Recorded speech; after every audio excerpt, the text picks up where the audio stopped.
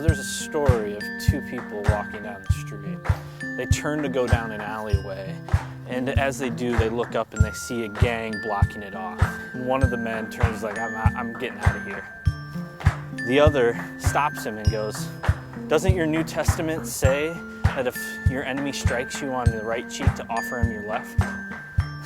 The other laughs and says, I think that was much more of a metaphor. It's like, the other responds with, I don't think so. I think it means for us to show courage. It means for us to take a bold blow, several blows if necessary, to show that we won't be turned aside, that we will stand our ground. Because when you do that, it draws on something in human nature that causes the individual's respect to increase and their hate to decrease. I think Christ, that's what Christ was on to. I know it because I've seen it at work. Now, I don't know how this story ends, but the story's credited Gandhi and a pastor. We live in a world full of options, easy options, from taking a pill to solve this, to getting our food freaky fast, to the greatest abomination of all, instant coffee. We want it now. We don't want it to hurt, and we definitely don't want to work for something.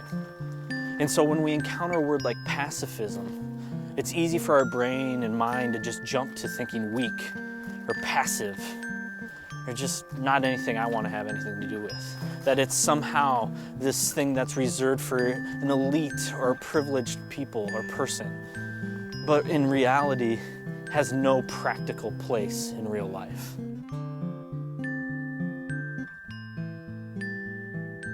So maybe we aren't giving pacifism enough credit.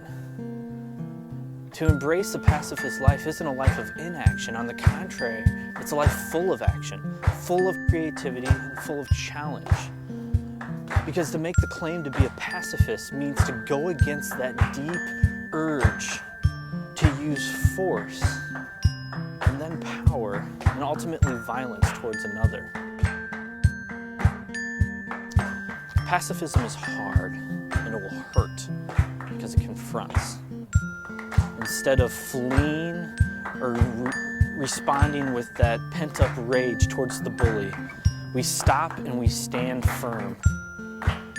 We go against the individual or the group that is spewing hate and force them to see their absurdity by pointing out and showing them in radical ways love and grace. We look for creative ways to show justice and mercy, because at the heart we trust that God, that Jesus was serious when he said that his kingdom does not operate like ours do.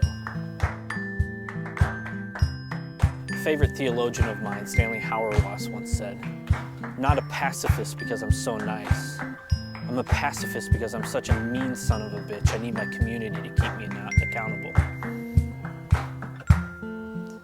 I get that. I feel that. And it reminds me that I need you. And also that if this is going to work, you need me too.